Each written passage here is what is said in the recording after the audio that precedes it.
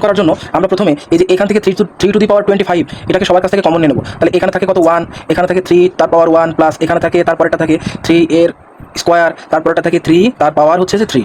তাহলে এখানে থাকে 3 টু দি পাওয়ার 25, এখানে থাকে 1 প্লাস 3 কে স্কোয়ার করলে 9 আর 3 কে কিউব করলে কত হয় 27।